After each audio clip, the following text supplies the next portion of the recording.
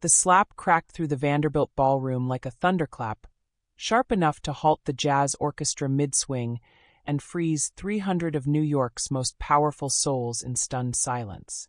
Crystal champagne flutes hovered halfway to painted lips. Cigarette smoke hung motionless in the gilded air. At the center of the marble floor stood Evelyn Harlow, her turquoise silk gown, chosen with such trembling hope only hours ago, now clinging to her like a battlefield banner. Auburn waves had escaped their pins, framing a face flushed with shock and fury. Her wide eyes, brimming with unshed tears, still blazed with unyielding defiance as a vivid red handprint bloomed across her pale cheek. Looming above her, black sequins glittering like obsidian armor beneath the chandeliers, was Cordelia Vanderbilt Reese, matriarch of one of America's oldest fortunes. Her emerald necklace flashed cold fire as she drew back her gloved hand for a second, finishing strike. "You insolent little upstart," Cordelia hissed, voice carrying to every corner of the hushed hall. "You dare walk among us?" Gasps rippled outward. The accusation of theft still hung in the air. Cordelia's diamond brooch discovered moments ago in Evelyn's borrowed clutch. The crowd had already begun to close in, hungry for scandal. But before the second blow could fall, a voice like rolling thunder exploded from the grand marble staircase. "Touch my wife again, mother, and you will never set foot in this city, or any city where my ships dock." Griffin Reese descended the stairs like judgment itself, tall, dark-haired, evening clothes immaculate despite the storm in his gray eyes. The orchestra's conductor lowered his baton. Even the chandeliers seemed to dim in his presence. Cordelia's hand froze midair. Her face drained of color as Griffin reached the floor, parting the crowd without effort, every step radiating barely leashed fury. He stopped in front of Evelyn, shielding her from 300 staring eyes, and gently lifted her chin. His thumb brushed the swelling mark on her cheek, and when it came away stained with a trace of blood from her split lip, something lethal flashed across his features. Then he turned to face his mother, and the entire watching elite. "Allow me to introduce," he announced, voice ringing clear, "Mrs. Evelyn Reese. My legal wife of 4 months. The woman you just struck is the new mistress of everything you hold dear." The ballroom erupted in chaos. If this moment has you on the edge of your seat, the raw humiliation, the explosive revelation, the promise of sweet revenge, do me a favor and hit that subscribe button right now. You won't want to miss how this night spirals into the most satisfying reckoning Manhattan has ever seen. And in that single, shattering instant, the real war began.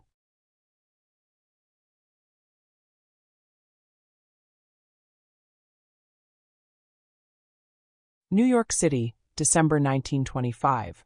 The Vanderbilt Reese Winter Gala was the unchallenged pinnacle of the season, an invitation coveted more fiercely than stock tips on Wall Street. Held in the grand ballroom of the family's Fifth Avenue mansion, it glittered with old money, new money, and the ruthless ambition that bound them together. Chandeliers dripped crystal like frozen waterfalls, champagne flowed from fountains carved of ice. A 20-piece jazz orchestra imported from Harlem kept the younger set in constant motion. Evelyn Harlow stood just inside the towering double doors, clutching a cream-colored invitation that felt suddenly flimsy in her gloved fingers.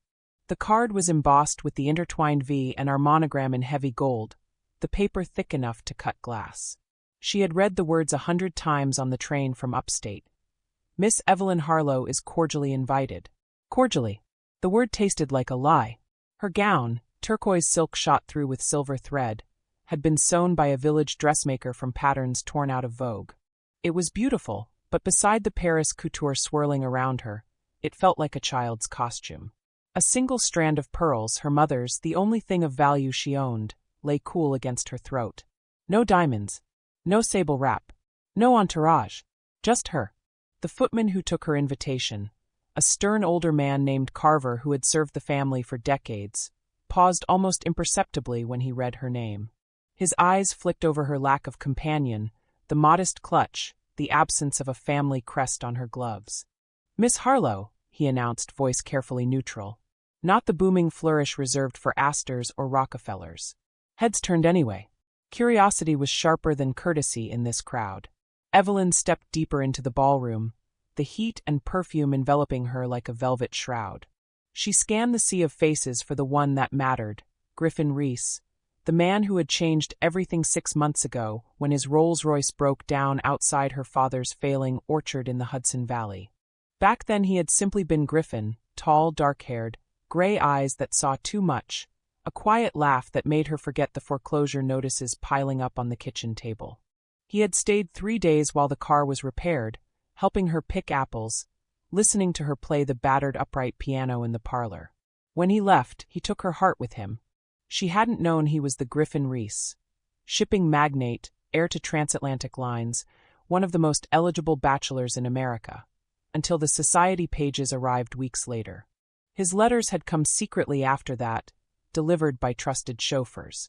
Then the visits, stolen weekends in quiet inns, promises whispered under autumn stars. For months ago, in a small chapel upstate with only her aunt and his lawyer as witnesses, they had married. Quietly. Legally.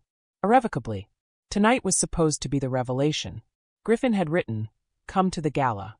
Wear the turquoise dress. It is time the world knows you are my wife." But Griffin was nowhere in sight. Instead, seated on a raised dais at the far end of the ballroom like a queen on her throne, was Cordelia Vanderbilt Reese, Griffin's mother, 60 years old, preserved by wealth, and will into something sharp and timeless. Her gown was black sequins that caught the light like scales. The famous Vanderbilt emeralds gleamed at her throat and wrists. She held court surrounded by society's most venomous matrons, her gaze sweeping the room with the precision of a lighthouse beam. When those eyes landed on Evelyn, the beam stopped. Cordelia's fan, ivory and ostrich feathers, paused mid-motion. A slow, predatory smile curved her crimson lips. Evelyn felt the temperature drop 10 degrees. She tried to retreat toward a potted palm, seeking temporary cover while she waited for Griffin. The invitation had said 8 o'clock. It was now nearly 9.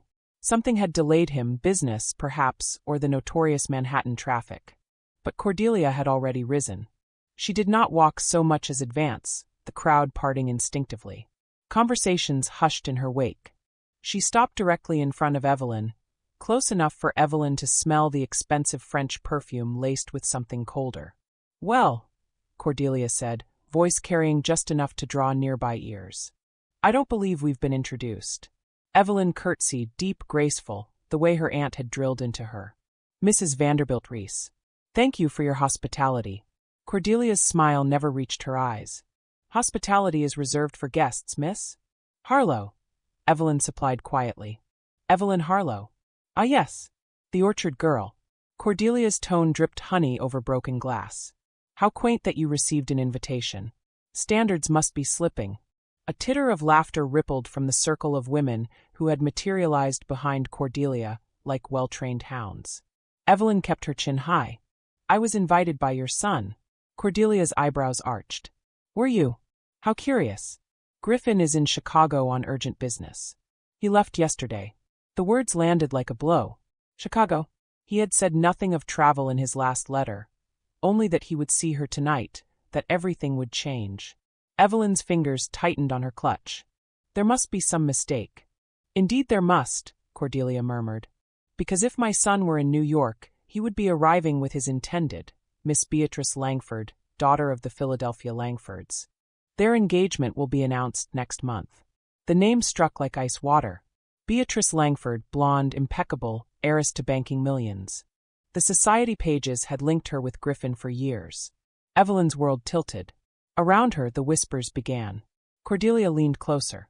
"Go home, little girl, before you embarrass yourself further." But Evelyn did not move. She had come too far, risked too much. Griffin had promised.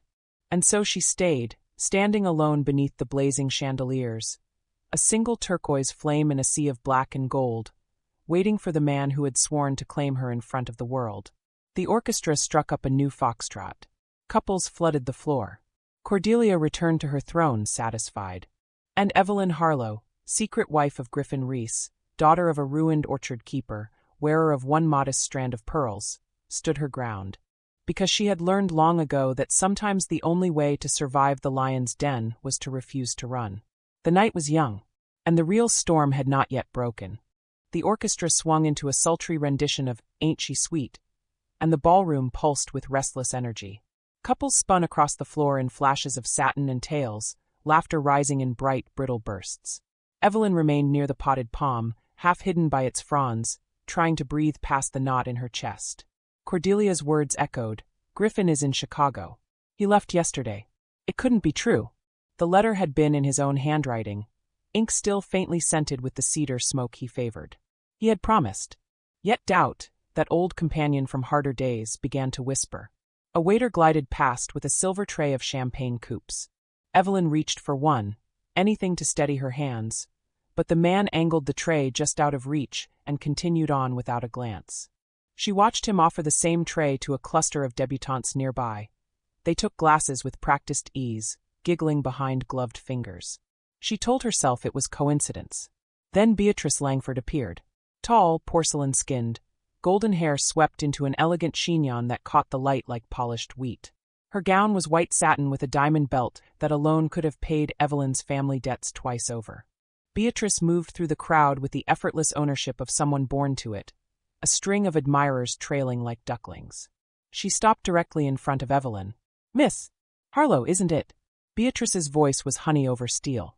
"I don't believe we've met formally." Evelyn curtsied. "No, we haven't. Good evening, Miss Langford." Beatrice's smile was perfect. "I've heard so much about you." Griffin mentioned a charming young woman who played the piano beautifully upstate. "I assumed you were one of the local charity cases he supports." The word charity landed like a dart.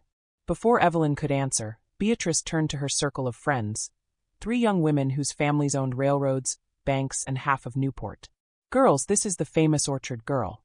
She keeps Griffin entertained when he's bored with the city." Laughter rippled, light and sharp. Evelyn felt heat rise in her cheeks, but she kept her voice even.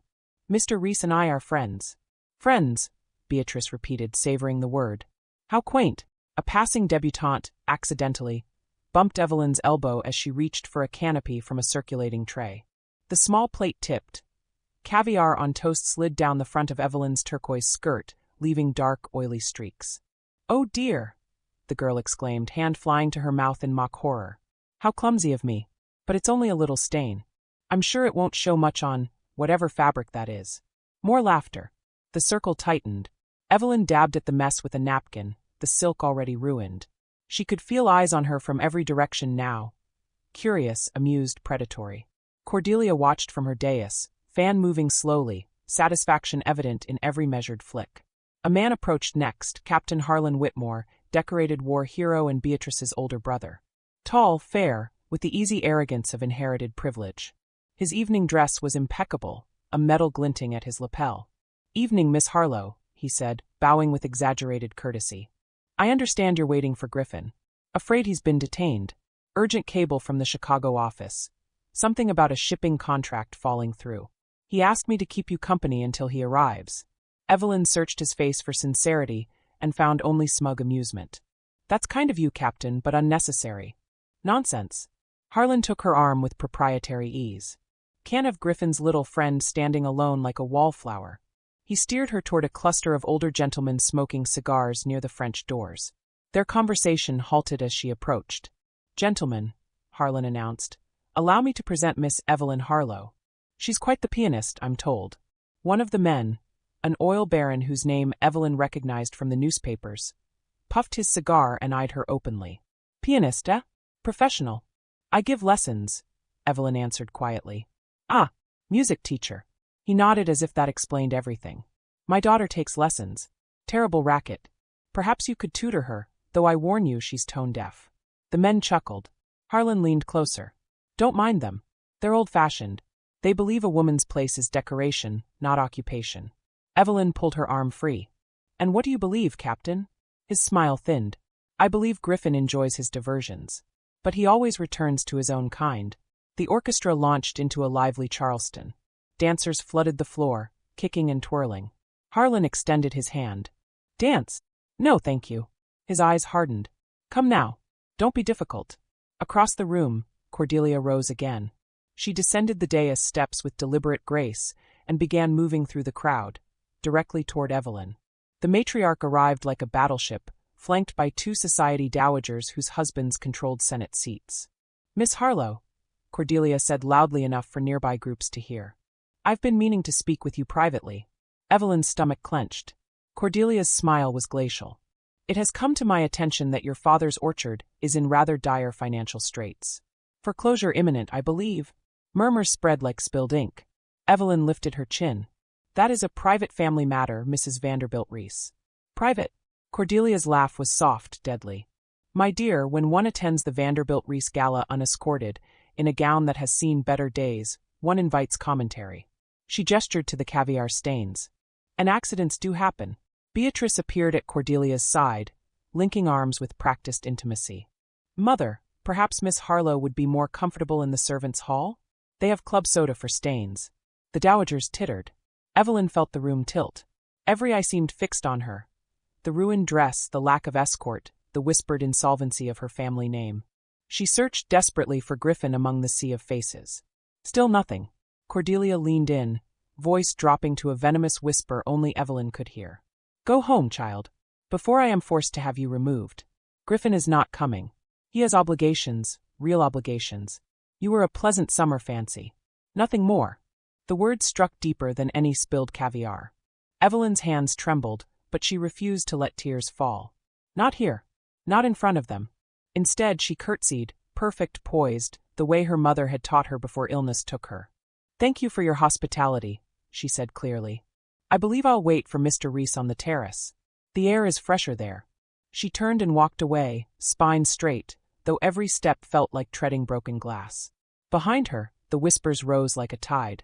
On the terrace, the December night was sharp and clean. Snow flurries danced under the gas lamps. Evelyn gripped the stone balustrade, drawing cold air into her lungs. Griffin had promised.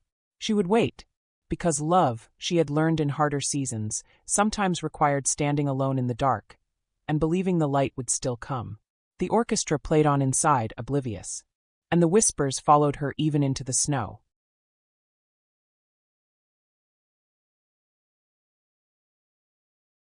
The terrace doors stood open to the winter night, letting in occasional gusts of cold air that made the chandeliers tremble. Evelyn lingered just inside the threshold, close enough to feel the snow on her face, but still within the ballroom's glow. The jazz had turned slower, more languid, a bluesy rendition of After You've Gone that seemed to mock her growing dread. Griffin was now more than an hour late. Inside, the crowd's attention had shifted elsewhere, but Evelyn could feel Cordelia's gaze returning to her like a searchlight. The matriarch had not left her dais again. She didn't need to. Her allies were doing the work for her. Captain Harlan Whitmore reappeared at Evelyn's elbow, a fresh champagne coupe in each hand. "Still waiting?" he asked, offering one. "You'll catch your death out here." This time the waiter's bypass hadn't been coincidence.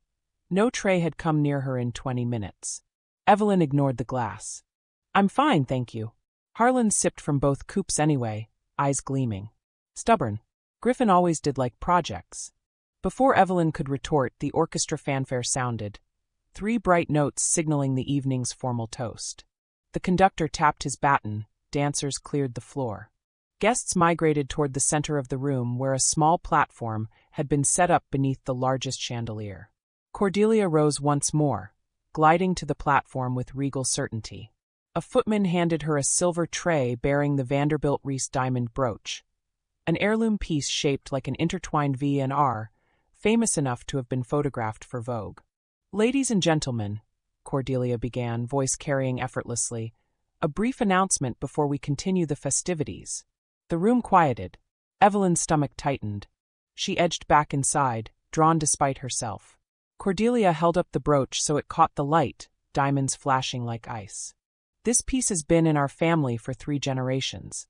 Tonight, I intended to present it to my son's future fiancée as a token of continuity." Murmurs of approval. Beatrice Langford stepped forward, radiant in white, positioning herself at Cordelia's side. But Cordelia's smile faltered theatrically. "Unfortunately, it seems to have gone missing from my dressing room earlier this evening." Gasps. Head swiveled. Evelyn froze. Cordelia's gaze swept the room and settled, inevitably, on her. "I hesitate to accuse," Cordelia continued, voice trembling with practiced grief, But a certain guest was seen near the private corridors. A guest who perhaps mistook generosity for entitlement. The accusation hung unspoken, but unmistakable. Harlan Whitmore moved closer to Evelyn, blocking any retreat. "Careful," he murmured. "Mother's about to call for a search." Cordelia raised a hand. "In the interest of clearing this unfortunate matter, I ask that all ladies open their evening bags for inspection." A simple precaution. A ripple of reluctant agreement. Debutantes and dowagers began producing their clutches with varying degrees of theatrical reluctance. Evelyn's heart pounded. Her own small beaded bag, borrowed from her aunt, hung from her wrist. She had nothing to hide. But when Cordelia's eyes locked on her again, Evelyn understood. This was the trap. 2 liveried footmen approached, polite but firm. "Miss Harlow, if you please." The room's attention focused like a spotlight. Evelyn lifted her chin. "Of course." She opened the clasp herself and appended the contents onto a nearby silver tray offered by a waiter. A handkerchief, a compact, a few coins for the train home, and then, with a soft, damning clink, the Vanderbilt Reese diamond brooch slid out and glittered accusingly under the chandeliers. The ballroom inhaled as one. Evelyn stared at the brooch in genuine horror. "I've never seen that before in my life." Cordelia's hand flew to her breast. "There it is. Caught in the act." Beatrice gasped theatrically. "How brazen!"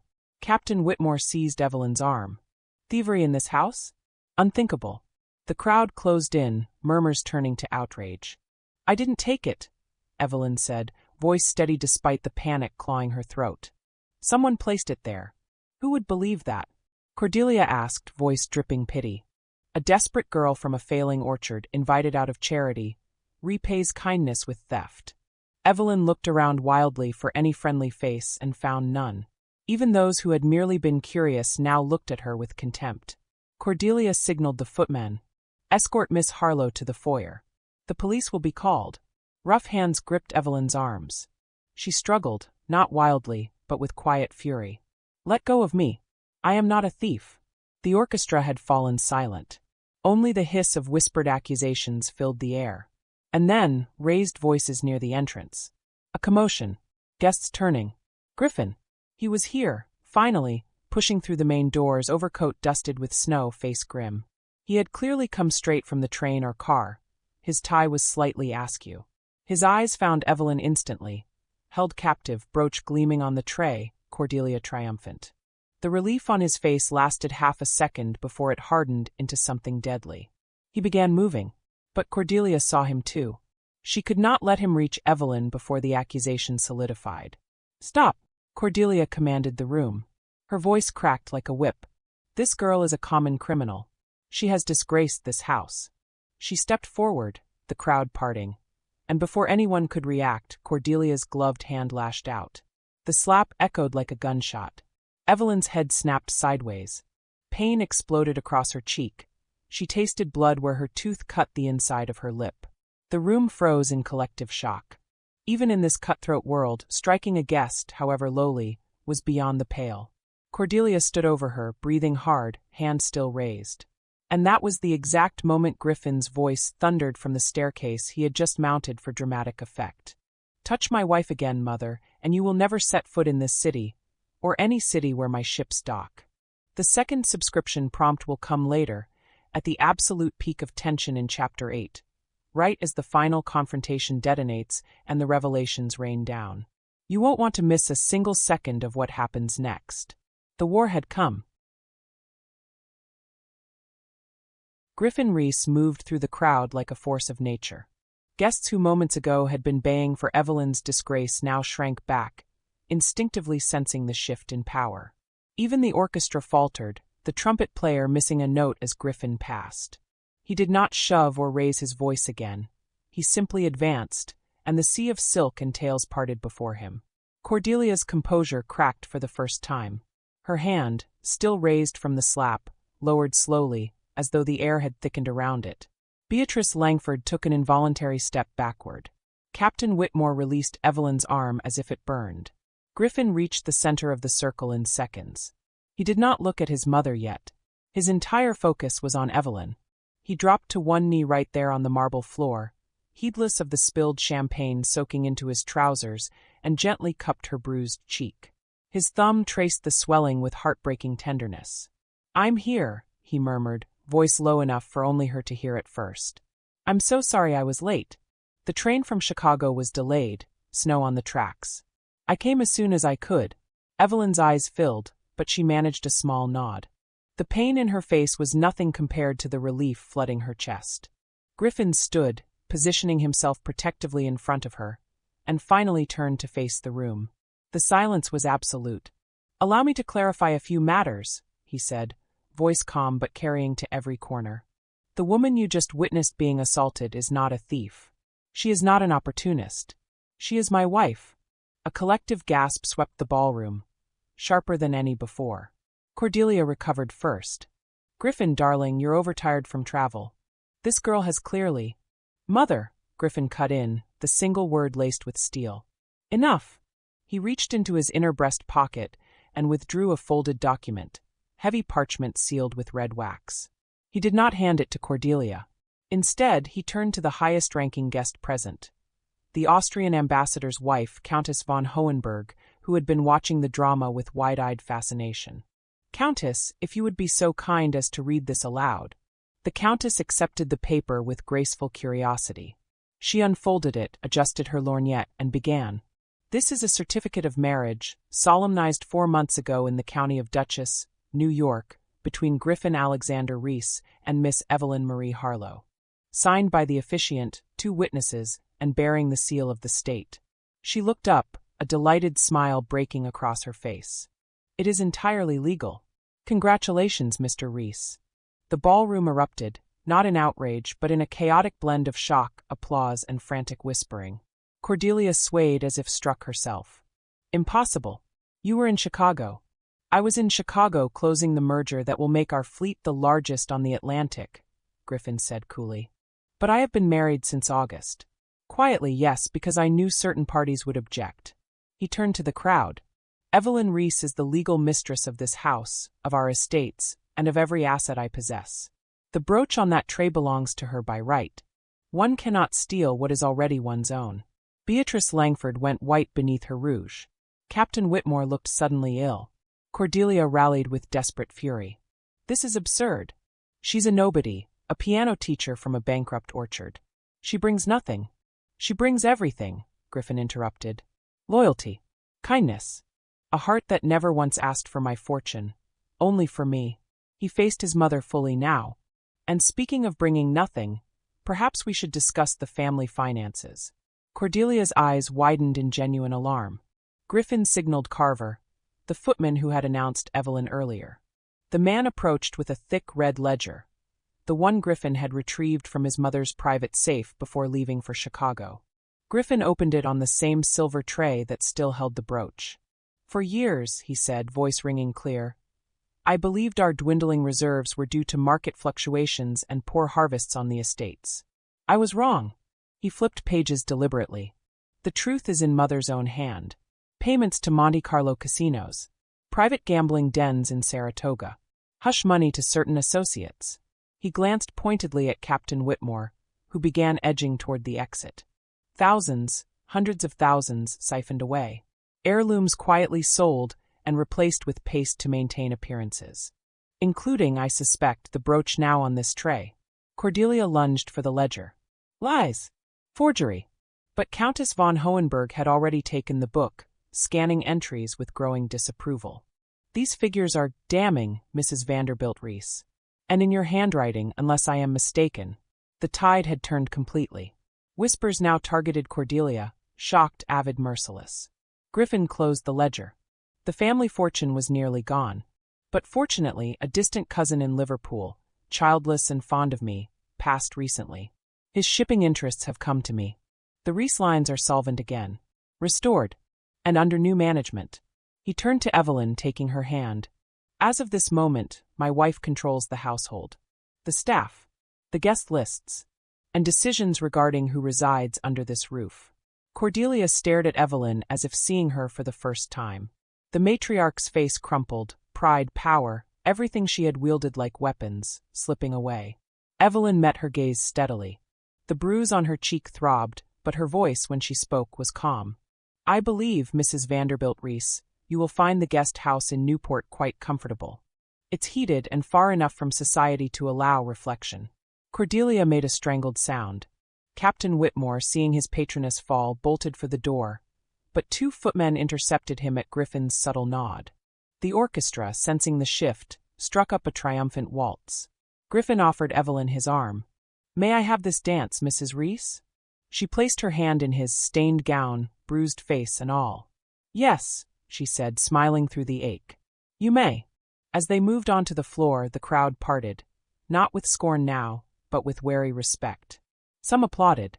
Others simply stared, recalculating alliances in light of the new reality. Evelyn rested her head briefly against Griffin's shoulder as they turned. "You came," she whispered. "I promised I would," he answered. "And I always keep my promises to you." The music swelled around them. The secret was out. The trap had sprung on the trapper. And for the first time that night, Evelyn Reese danced not as an outsider, but as the undisputed mistress of the ballroom. The reckoning was only beginning. The morning after the gala, Fifth Avenue woke to headlines that scorched the newsstands. Reese heir's secret bride, Vanderbilt matriarch exposed in scandal. Diamond brooch farce. Orchard girl now mistress of empire. Shipping magnate's mother accused of embezzlement.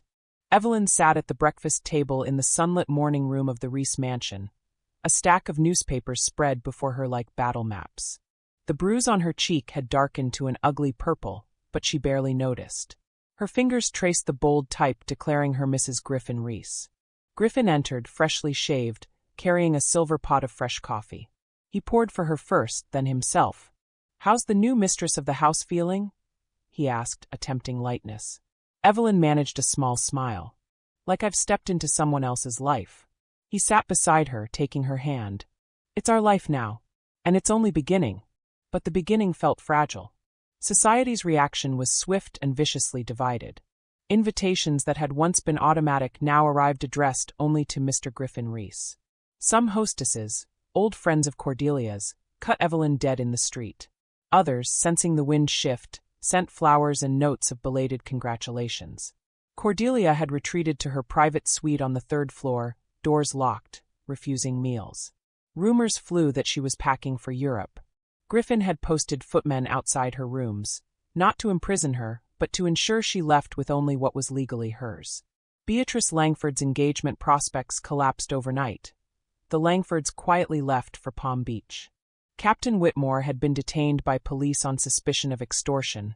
Griffin's lawyers had moved quickly with the ledger evidence. Yet the victory tasted incomplete. Evelyn's own family name was dragged through the mud alongside Cordelia's. Old debts, long buried, resurfaced in gossip columns. Her father's orchard failure was dissected as proof of her unworthiness. Anonymous letters arrived at the mansion, warnings that a commoner could never hold the Reese legacy, predictions that Griffin would tire of his charity bride. Evelyn bore it with outward calm, but inside doubt festered. Was she ruining him? That afternoon, Griffin was called to an emergency board meeting. Shareholders nervous about the scandal's effect on stock prices. He kissed her goodbye with reassurance. "Stay strong. I'll be back by dinner." The house felt cavernous without him. Evelyn wandered the galleries, past portraits of stern Reese ancestors who stared down in disapproval. She ended in the library, a soaring room of leather and mahogany, seeking solace among books. Carver appeared at the door, expression troubled. "A visitor, ma'am. Insists it's urgent family business. A Mr. Victor Harlow." Evelyn's breath caught. Her cousin Victor, her father's nephew, presumed lost at sea 5 years ago when his merchant ship vanished off Cape Hatteras. The family had mourned him. His name was even carved on the empty tombstone beside her mother's. "Show him in," she said, steeling herself. The man who entered was indeed Victor, older, weathered, clothes expensive but worn. His face bore the same Harlow bone structure, the same stubborn jaw. But his eyes were harder, calculating. "Little Evelyn," he said, voice rough with false warmth. "All grown up and married to a millionaire. She did not rise. They told us you drowned. Reports exaggerated." He shrugged, helping himself to brandy from the sideboard. "Ship went down, sure. But I made it to shore in Cuba. Been adventuring since." Evelyn watched him warily. Why come now? Victor turned, glass in hand. Heard my cousin landed the biggest fish in New York. Thought I'd pay respects. His gaze swept the room, books, artwork, the obvious wealth. And perhaps discuss family matters. Your father's debts, for instance. Ice slid down Evelyn's spine. Those were settled after his death. Were they? Victor sipped his brandy. Funny. I've got papers signed by your father, naming me heir to any future windfall. Seems he borrowed against the orchard using my death benefit insurance. Money that technically belongs to me now that I'm breathing. Evelyn stood. You're lying. Am I? He produced a folded document from his coat, yellowed, creased, bearing her father's shaky signature. Cordelia Vanderbilt Reese helped me find it. Lovely woman. Paid my way back from Havana, even. Said a grateful family member might prove useful. The betrayal hit like a second slap. Cordelia had known. Had orchestrated this final strike from her locked suite. Victor's smile turned predatory. $10,000, Evelyn. Quiet settlement. Or I go to the papers. Tell them how the new Mrs. Reese bought her position with money that rightfully belongs to her dead cousin. Scandal on top of scandal. Griffin's shareholders will love that. Evelyn's hands clenched. Get out. Not without my money. He stepped closer. Blood's thicker than champagne, cousin. Carver reappeared, flanked by 2 footmen. Ma'am. Evelyn met Victor's eyes, cold, greedy, utterly foreign. Escort Mr. Harlow out. And inform Mr. Reese's lawyers he is not welcome on any Reese property again. Victor laughed as the footmen seized him. You'll regret this, Evelyn. I know things, about your father, about those debts Cordelia bought. Things that could bury you both. The doors closed behind him. Evelyn sank into a chair, trembling. Not with fear, but with the dawning realization of how deep the rot went. Cordelia had not acted alone. She had cultivated allies, planted time bombs. That evening, Griffin returned exhausted but triumphant. The board had reaffirmed his leadership. He found Evelyn in the library, the forged document in her lap. She told him everything. His face darkened with each word. She planned this, Evelyn whispered. Even if you exposed her gambling, she had Victor waiting, a final disgrace tied to my family. Griffin pulled her into his arms. It ends now. We'll fight him legally, disprove the signatures, expose Cordelia's involvement. But Evelyn pulled back, eyes fierce. No more hiding in drawing rooms. Victor wants war? Let him come. I'm done being the fragile outsider. Griffin searched her face, seeing the steel that had always been there, now fully forged. What do you propose? Evelyn straightened. We invite him back. Tomorrow. And we finish this on our terms. The fracture in the legacy ran deep. But Evelyn Reese was no longer willing to let it bleed. The counterattack began at dawn. Snow fell thick and silent over Fifth Avenue the following morning, blanketing the city in a hush that felt almost conspiratorial. Inside the Reese mansion, the atmosphere was anything but calm. Evelyn stood in the marble foyer, wrapped in a warm dressing gown, watching as Carver admitted the visitor she had both dreaded and demanded. Victor Harlow entered with the swagger of a man who believed he held all the cards. His overcoat was new, bought, no doubt, with Cordelia's money, and his boots left wet tracks on the polished floor. He carried a leather satchel slung over one shoulder, and his smile was oily confidence. Cousin Evelyn, he said, removing his hat with a flourish. Or should I say Mrs. Reese?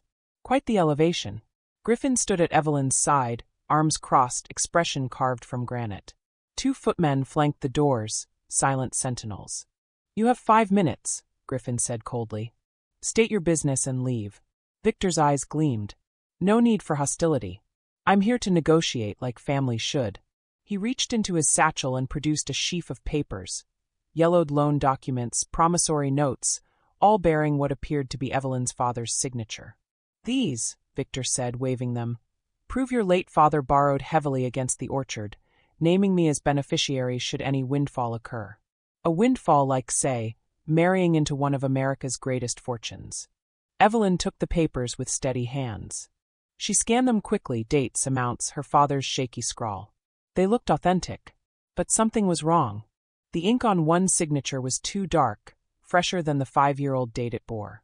You forged these, she said quietly. Victor laughed. Prove it. And even if you could, the scandal would taint your shiny new name. Imagine the headlines: Duchess's family in debt forgery scheme. Griffin stepped forward. You're blackmailing us. Call it a family loan repayment, Victor corrected. 15,000 now, up from 10 considering yesterday's theatrics, and I disappear. Forever. Evelyn felt the old shame rise. Memories of foreclosure notices, her father's despair, the nights she had gone hungry to pay creditors. She looked at Griffin. His jaw was tight, ready to summon the police. But she placed a hand on his arm. Let me handle this. Victor smirked. Listen to the lady, Reese. She knows blood ties. Evelyn turned to Carver. Bring Mrs. Vanderbilt Reese down, please. Tell her it concerns her investments. Victor's smirk faltered. What game is this? No game, Evelyn said. Just family business. Minutes later, Cordelia appeared at the top of the grand staircase, pale and drawn in a severe black mourning dress. She had clearly not slept. Flanked by a maid, she descended slowly, every step a battle to maintain dignity. When she saw Victor, her eyes widened in alarm. You, she hissed. Me, Victor returned cheerfully. Your faithful correspondent. The one you paid to stay dead and keep the Harlows destitute. Cordelia reached the foyer, clutching the banister. I gave you money to disappear. And I did for a while. Victor shrugged. But opportunity knocked. Your son's marriage opened new doors. Griffin's voice was lethal. You collaborated to ruin Evelyn's family. Cordelia lifted her chin. I protected our legacy. She was unsuitable. Enough, Evelyn cut in. Her voice rang clear in the marble hall. You both schemed to keep me poor, desperate, unworthy. You, she looked at Victor. Let your uncle die believing he'd lost everything, including you. And you, to Cordelia, gambled away a fortune while preaching bloodlines. She turned to Victor. Those papers are forgeries. I watched my father sign every document in his last years. His hand trembled from illness. These signatures are steady. Recent. Victor's confidence wavered. You can't prove. I don't need to, Evelyn said. Because Cordelia's ledger, the one Griffin took from your safe, lists every payment to you. Dates, amounts, even your Cuban address. Cordelia went ashen. Evelyn continued, relentless. Conspiracy. Fraud. Extortion. The police will find it all ties together neatly. Victor lunged for his satchel, but Griffin moved faster, seizing his arm in an iron grip. You're done, Griffin said. Victor struggled. She's my cousin. Blood. You ceased being family the day you sold us for cash, Evelyn said. Her voice did not shake. You watched us starve. You forged our ruin. Blood doesn't excuse betrayal. Carver opened the front doors. 2 police officers waited on the steps, summoned quietly while Victor preened. Victor's face crumpled into panic. Evelyn, please. We're Harlows. She met his eyes without pity. The Harlow name died with my father's hope. You're just the grave robber. The officers took him. He shouted threats all the way to the wagon, but the snow muffled his voice. Cordelia remained, trembling. Griffin turned to her. Your carriage leaves for the Newport house in 1 hour. You will take what the law allows, and nothing more. Cordelia's lips moved soundlessly. Then, in a broken whisper, I only wanted to protect what was ours. You protected nothing, Evelyn said. You destroyed it, and nearly destroyed us. Cordelia climbed the stairs alone, back bowed for the first time in memory. The doors closed. Silence fell. Evelyn leaned against Griffin, the adrenaline draining away. It's over, he murmured into her hair. But as she looked out the window at the falling snow, a final shadow lingered.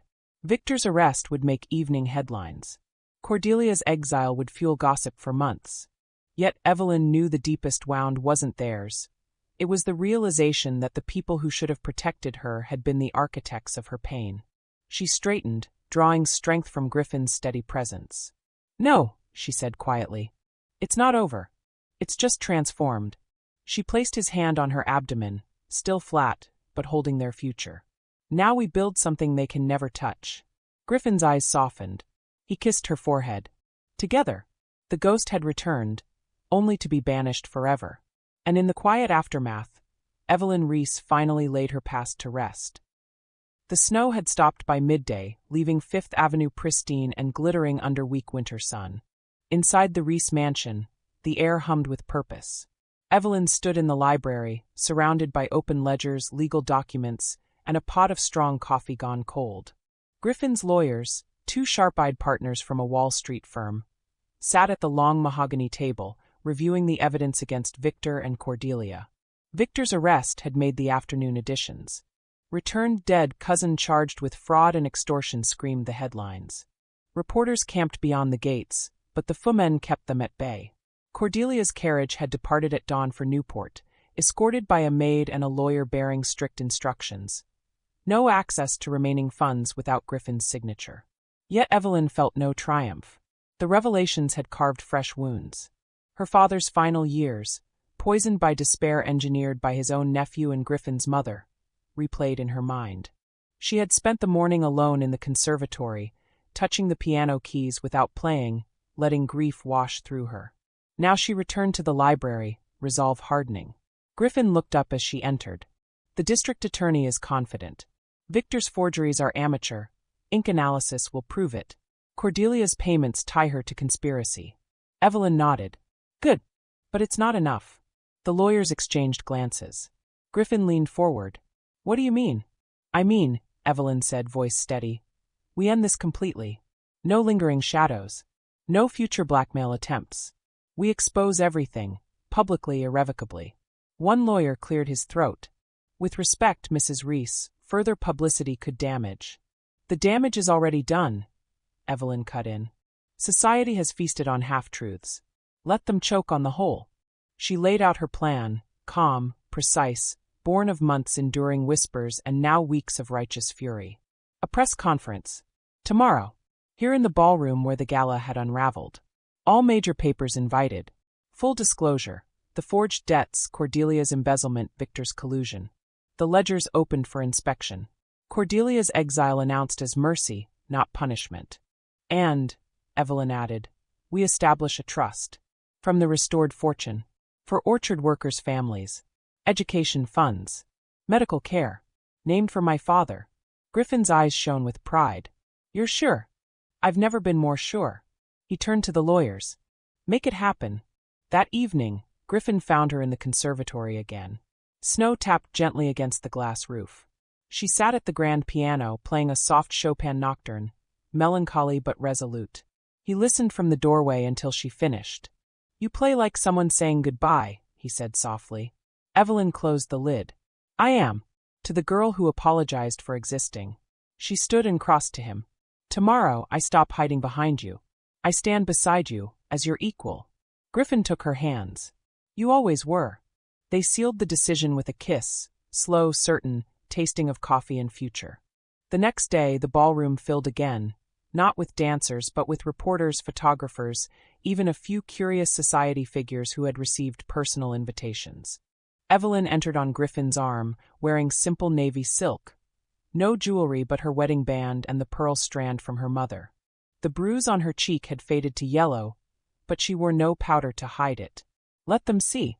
Griffin spoke first, brief, factual. The marriage, the embezzlement, the forgeries. Then he stepped aside. Evelyn took the podium. Her voice did not tremble. "I stand here not as an impostor," she began, "but as the legal mistress of this house. I was born poor. I have known hunger, debt, and loss. But I have also known love, true love, that asks nothing but honesty." She laid out the evidence, ledgers open on tables for inspection. Victor's forged documents beside expert analysis proving fraud. Bank records showing Cordelia's payments to him. The reporters scribbled furiously. "I will not hide my past," Evelyn continued. "My father was ruined not by failure, but by deliberate cruelty. His memory will not be slandered further." She announced the trust, 10% of annual shipping profits dedicated in perpetuity to agricultural families in need. "And to those who believe birth determines worth," she said, meeting the eyes of the few society invitees present, "I say this, nobility is not inherited. It is chosen, every day, in every act of kindness or cruelty." Silence fell. Then applause. Tentative at first, then thunderous. Even the hardened newsmen joined in. Flashbulbs popped. Headlines wrote themselves. When questions came, Evelyn answered them all, calmly, directly. Griffin watched from her side, pride radiating. Afterward, in the now empty ballroom, he pulled her into his arms. "You were magnificent." "We were," she corrected. Outside, the snow had melted into spring-like slush. Carriages and motorcars departed, carrying the true story across the city. Society's verdict shifted overnight. Invitations flooded in, now addressed properly to Mr. and Mrs. Griffin Reese. Hostesses vied to claim the new power couple. Cordelia's name became poison. Victor faced trial alone. And Evelyn, once the orchard girl in a stained gown, walked the mansion halls with quiet authority. She had chosen the battlefield. She had chosen herself. Steel beneath silk forged in fire. The transformation was complete. The final reckoning awaited. The ballroom that had witnessed Evelyn's humiliation now stood transformed. Heavy drapes were drawn back, letting winter sunlight flood the marble floors. Tables lined the walls, laden with open ledgers, bank statements, and expert affidavits. Irrefutable proof laid out like battle standards. Reporters crowded the space, notebooks poised, flashbulbs ready. Society figures who had received last-minute invitations hovered at the edges, drawn by the promise of final drama. Evelyn and Griffin stood at the center podium, side by side. She wore emerald silk today, deliberately echoing her gala gown, but pristine, unblemished. The bruise on her cheek was nearly gone. What remained was resolve. Griffin spoke briefly, recapping the evidence. Then he yielded the floor. Evelyn stepped forward. Her voice carried without effort, clear, steady, honed by months of quiet endurance. 3 days ago, in this room, I was accused of theft. I was struck in the face by the woman who raised my husband. I was called unworthy. Murmurs rippled. Cameras clicked. Today, I stand before you not to plead innocence, but to declare truth. She gestured to the tables. Examine the records. See the payments from Mrs. Vanderbilt Reese to my cousin Victor Harlow. Money used to forge debts against my family. See the sales of family heirlooms to cover gambling losses. See the brooch, paste, not diamond, planted to discredit me. A reporter from the Times raised a hand. Mrs. Reese, how do you respond to claims that your marriage was opportunistic? Evelyn smiled, small, fierce. I married Griffin Reese in a country chapel with 2 witnesses and no dowry. I brought only myself. If that is opportunism, then yes, I seized the opportunity to love a man who saw me when no one else did. Applause broke out, spontaneous, genuine. Another question.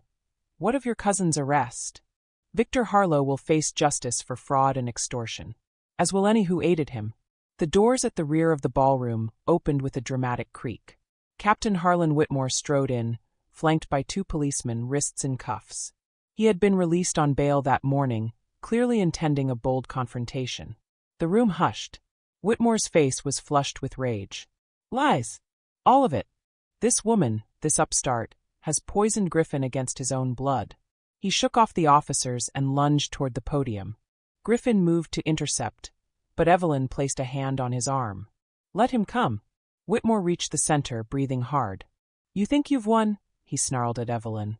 You're still the orchard tramp who trapped him. Society will never accept. His words cut off as Carver, the unflappable footman, stepped forward with a silver tray bearing a single document.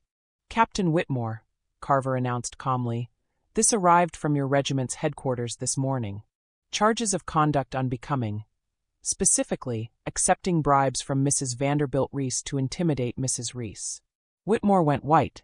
The policemen seized him again. As they dragged him out, shouting threats that grew fainter, Evelyn addressed the room once more. If the intensity of this moment has you hooked, the raw confrontation, the explosive revelations, the justice finally unfolding, make sure you've subscribed. You won't want to miss a single beat of how this ends. One final matter, Evelyn continued.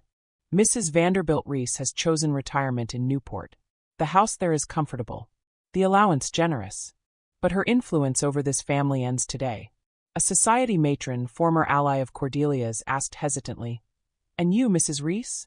Will you assume the role of society hostess? Evelyn looked at Griffin. He nodded, pride shining. I will, she said. But on my terms. This house will open its doors not just to wealth, but to worth. Charities. Artists. Those who build rather than tear down. The applause was thunderous now, reporters, photographers, even the once skeptical elite. Flashbulbs popped like fireworks. As the crowd dispersed, buzzing with the story that would redefine New York society. Griffin pulled Evelyn aside. "You were extraordinary." "We were," she corrected again, smiling. Outside, the snow had melted into spring-like rivulets running down Fifth Avenue. Inside, the old order lay shattered. Captain Whitmore would face court-martial. Victor's trial loomed. Cordelia's name became a cautionary tale. And Evelyn Reese, once the outsider in the stained gown, stood in the empty ballroom, sunlight warming her face. She placed Griffin's hand on her abdomen again. "Our child," she whispered, "will never know cages." Griffin kissed her, deep, reverent. The reckoning was complete. Justice had not just been served. It had been redefined. And in the quiet aftermath, with the ballroom echoing only their footsteps, Evelyn finally felt the weight lift. She was home, not because of marble halls or shipping empires, but because she had claimed her place, fought for it, earned it, and would defend it with the same steel that now ran through her veins. The war was over. The future, bright, boundless, had begun.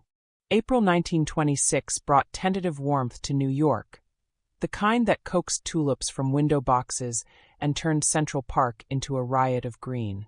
Fifth Avenue's grand mansions shed their winter gloom. Carriages and motor cars alike rolled with windows down, carrying the promise of renewal.